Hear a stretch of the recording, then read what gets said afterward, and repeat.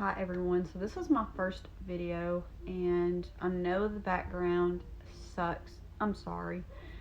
But I really wanted to cover this case because this case is so dear to my heart just from my own personal experience in my childhood, and I really want to, put this out there for those who have also gone through similar things, or it's just this case though. I do want to say this case is so touchy. So, trigger warning, this case does contain themes of child abuse and child neglect and child death. If you're not comfortable watching that, please save your mental health and don't watch this video. So, I first heard about this story in 2020, but it happened back in 2013. So, quite a big gap in between that before it blew up, and Netflix released a documentary about it. So, who was Gabriel Fernandez? So, Gabriel Fernandez was born on February the 20th of 2005 to his mother, Pearl Fernandez and Arnold Contreras. Sorry if I'm not pronouncing the names right.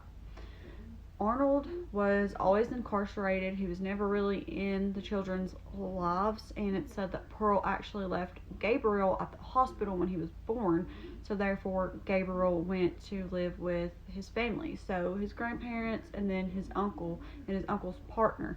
And this part is actually very important for later. So his partner was married to a man, and because of that, it did cause a lot of drama later on. But it said that in 2012, Pearl wanted to get custody back of her son Gabriel, and the family members did not agree with it because they knew that Pearl had the history of being abusive to her other children, and she just wanted to draw welfare. This part I don't get. How was she allowed to have her kids back? But because Gabriel was not the only kid in the house, he had two other siblings in the house. So Gabriel was sent off to live with his mom in Palmdale, California, and he switches school districts. So he's there for a few weeks, and teachers start noticing that he's coming to school with bruises all over him. And the teacher did the right thing, and she actually reported it to Los Angeles Child Abuse Hotline. And the caseworker went, investigated it, and closed the case, so there was no evidence of child abuse.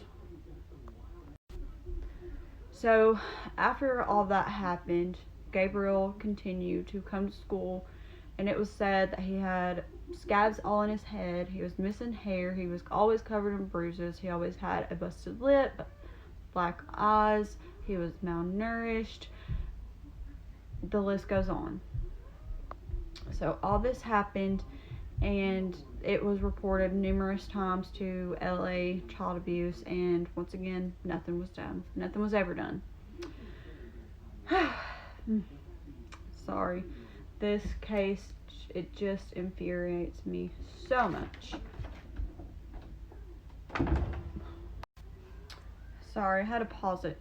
But, yeah, this case just infuriates me so badly. And I have notes here because I don't want to screw anything up. So, on May the 22nd, 2013, police were called to Pearl Fernandez's residence, and she had called and stated her 8-year-old son was not breathing. So, paramedics got there, and paramedics said that it was so obvious that this little boy was beaten and battered, because whenever they got there, he had several broken ribs, he had a fractured skull, he had BB pellets stuck in his skin, he just covered in bruises and scabs. So whenever he got to the hospital, they did report this to the police, and the police went and arrested Pearl and her boyfriend. Now, I can't really pronounce her boyfriend's name, so if I mess this up, I'm so sorry. It's like Asuero Aguiar. I'm sorry. But they arrested them with charges of child abuse and child neglect. However, 2 days later, after Gabriel was pronounced brain dead, he was then pronounced dead. So their charges went up to murder. First degree murder, I'm pretty sure. So once the police were really investigating this case and they knew it was obvious that he had been abused, Pearl did plead guilty. However, her boyfriend pled not guilty, so it did go to trial. Well, whenever the cops were looking into the case, they then found out that this case, Gabriel's case, had been reported to the police multiple times and nothing was ever done. The cases kept getting closed. So sorry, I'm tongue-tied. This case just infuriates me. So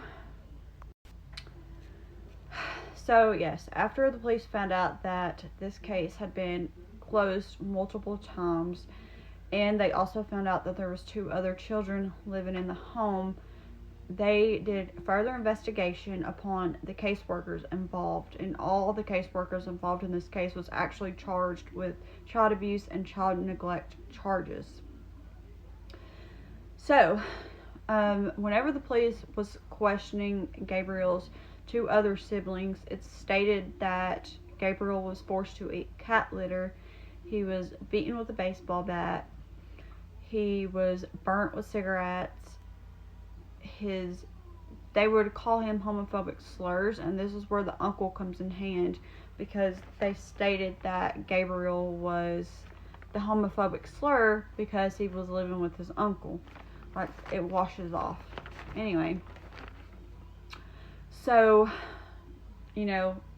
this case, finally, he got justice, and they were both sentenced. Everyone in this case was sentenced, and I feel so bad for Gabriel's father. And you can't judge someone if you truly don't know much about them.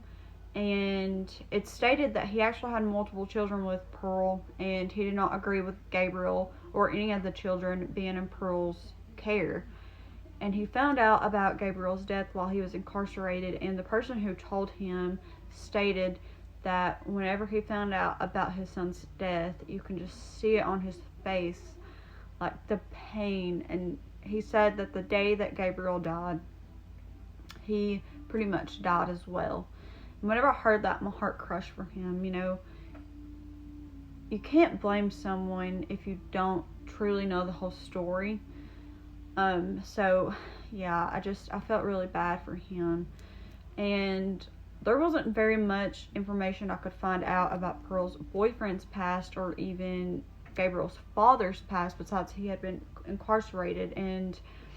But Pearl's past, it said that her mother actually beat her as well, and she started doing drugs when she was just 9 years old, and then she ran away from home when she was like 14.